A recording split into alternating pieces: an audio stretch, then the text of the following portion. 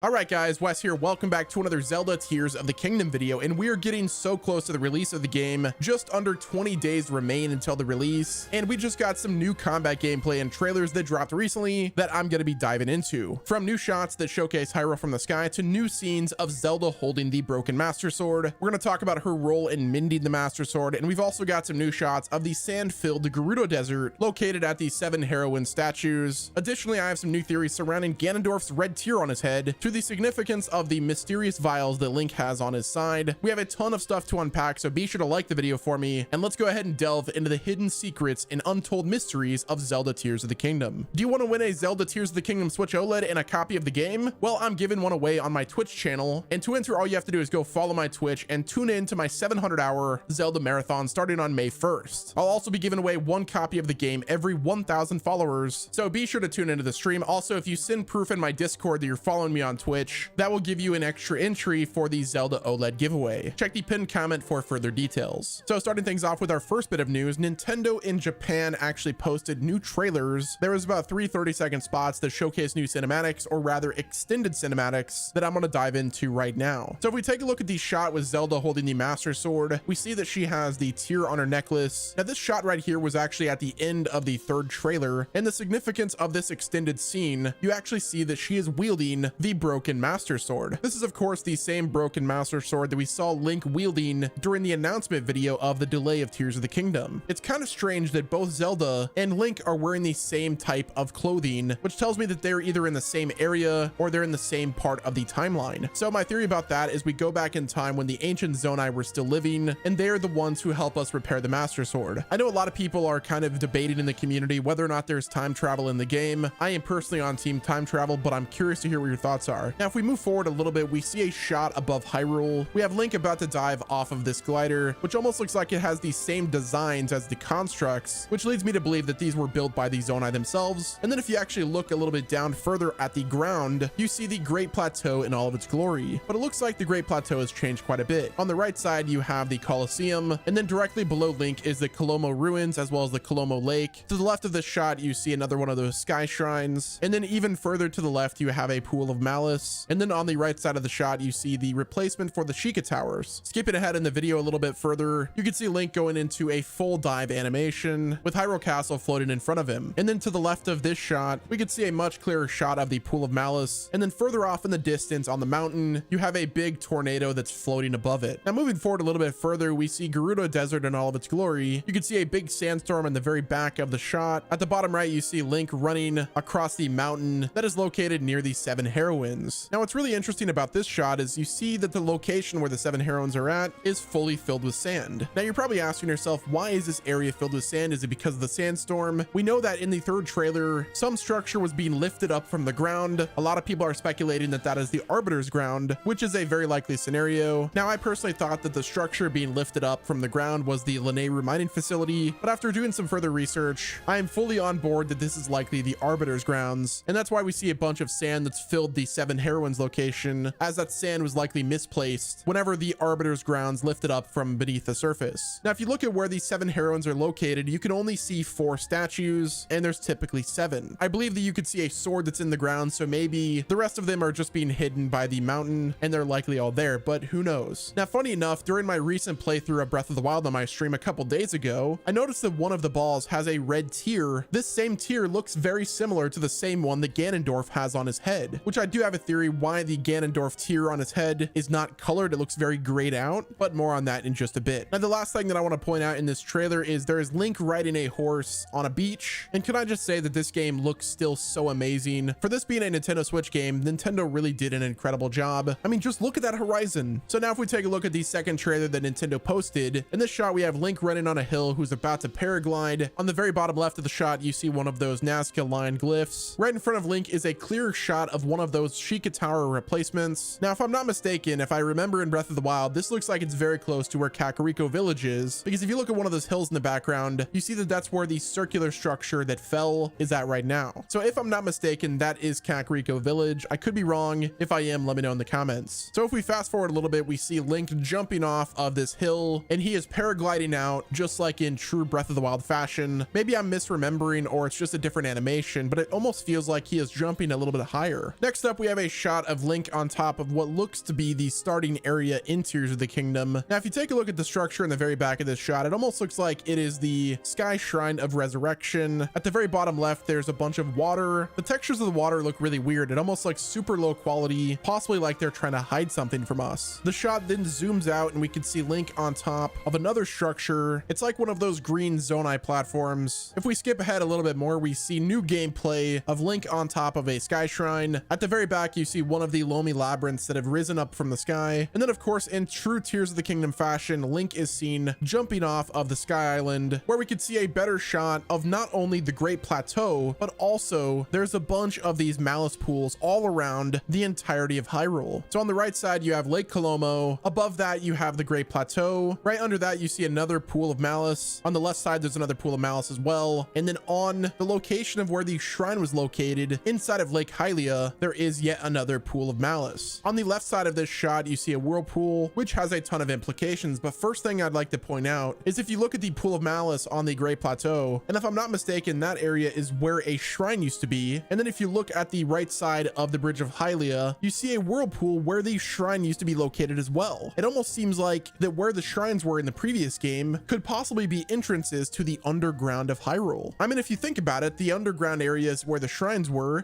previously filled with something. So in this game, it only makes sense that rather than them be in the same location of where the shrine was, that they use that underground area as a new spot of where possibly an enemy camp is. If the area is already filled with malice, it would totally make sense that we go in those and try to clear out all of the enemies. Now, this may or may not be the case. It just seems very curious that in two spots of where those pools of malice were is also locations of previous shrines. Now, moving right along, let's go ahead and deep dive into some new gameplay footage that we just got that was uploaded by Nintendo. This is actual combat gameplay, and it all looks really amazing. So now if we start off with the very first shot in this gameplay, we have Link chopping down a tree with a fused weapon. It looks like he either took a stick or a bokoblin club and then either fused a stone or a piece of flint to create a makeshift axe. The next shot, we have Link on top of a sky island, and he's performing a stabby against a construct with a spear in his hand. Now, moving right along to our next shot, we see Link inside of what looks to be a bokoblin camp, and he is fighting a brand new enemy in Tears of the Kingdom that we've seen in past games called the boss bokoblin. It looks like he did one of those spinning slams and completely obliterated the boss bokoblin. He's using the same type of club that looks like it has either an antler or some type of horn that was fused to the top of it. Our next shot, we have another fused weapon, and he has a spear with a Hylian mushroom fused to it. Our next shot is Link attacking a bokoblin, and he is wielding what looks to be a rusty broadsword. We've got the bokoblin up close and personal with a horn on his head. For our next scene, we have Link that built a makeshift raft that has what looks to be lights on it, and then he's got a stick in his hand with a piece of wood attached to it that's acting like a korok leaf. Our next shot, we see Link with his green vials on his side. He's got a bokoblin horn that's fused to what I believe is a rusty broadsword, and then we get a really up close and personal look at the flying machine from all of the key art. In the background of this shot, you see the Death Star Sky Trial, and yes, I'm calling it the Death Star Sky Shrine or Trial because let's be honest, that's what it is. Next up, we have Link facing off against a moblin who looks like he's got a helmet on his head. In the background, we've got a foundation with even more pieces of wood that I'm sure Link will be able to fuse together to hopefully make new structures. Like I said, I'm still on team base building. Moving on to the next frame, we have Link facing off against a choo-choo jelly. Moving on, we have Link right next to a house shooting a bow and arrow. This same house design looks like it was very similar to the one we saw at Terrytown, as well as throughout the rest of Hyrule. Maybe we could use Ultra Hand with those blocks and create our own structures. Like I said, I really hope there's base building. And then for this shot, we have Link going up against a stone talus. And if I'm not mistaken, this looks like it's on Death Mountain, but this time the lava isn't there. And of course, the stone talus is not a magma stone talus. It's just a normal one. And then we have Link that has the Zonai cannon, which seems to be doing a number against the stone talus. Our next shot, we have apples that are confirmed in Tears of the Kingdom, which confirms, yes, an apple a day will indeed keep Ganondorf away. Next up, we have Link that did a spinning attack and created a campfire. So moving right along, we have a luminous stone, and Link is doing a ground pound move with a makeshift hammer that he built by using that same wooden club with a larger rock, possibly even a boulder. But it's not a boulder, it's a rock. Moving right along, I'd like to talk about a theory regarding Link's vials that he has that's attached to his waist. Now, the current theory from the community is that these vials are some type of magic ability that we get from the Zonai, but I think these are actually charges. If you take a look at the batteries that we use for the vehicle crafting, the same goo energy are located in these vials. So my theory is that these are Zonai charges, and they're used for the abilities like Ultra Hand and Fuse. So you go around, you kill the constructs, you collect these Zonai charges, and that's what allows you to use the ability like Ultra Hand and Fuse. Having a certain amount of charges that you can use for Fuse and Ultra Hand is, if I'm correct, it's their way of balancing those features. Next up, I'd like to talk about this character right here. Is it Demise? Is it Ganondorf? And I have a theory that I'd like to talk about. Well, in my opinion, and I could be wrong, but I don't believe this is Demise with the long hair, and it's rather Ganondorf that's currently being enraged, or rather fueled by the Blood Moon. Now, if you remember from Breath of the Wild, the Blood Moon in that game is what allows the spirits of the fallen enemies to return to life by the red glow, and it also enhances Ganon's power. Well, if you take a look at the artwork of Ganondorf, he has a tear on his head that doesn't look like it's charged up like the one on Zelda's necklace, as well as either Goddess Hylia or Zonai Zelda's necklace. So when we see the Blood Moon rise with the Ganondorf or Demise-like character in front of it, that right there is filling up the energy in his tear, which enables Ganondorf to transform to the Malice enraged form. Maybe the power that he's receiving from the Blood Moon is Demise's hatred at its very max, basically allowing him to go Super Saiyan mode, which is why he looks like Demise, but rather he is just Ganondorf with that tear that's fully filled with energy from the Blood Moon. So I'm picturing the final fight like this. Phase 1, we have the Ganondorf that's the human form, and then phase 2, he takes the power of the Blood Moon and he turns into the Malice enraged Demise looking guy, and that is the second phase of the fight. But yeah, guys, that is going to wrap it up with this video. Let me know what your thoughts are in the comment section. Like the video, subscribe to the channel with your notifications turned on, and don't forget to enter my Zelda Switch OLED giveaway over on my Twitch channel. The full details are in the pinned comment. Thank you all for watching, guys. This has been Wes, and I'll talk to you in the next video.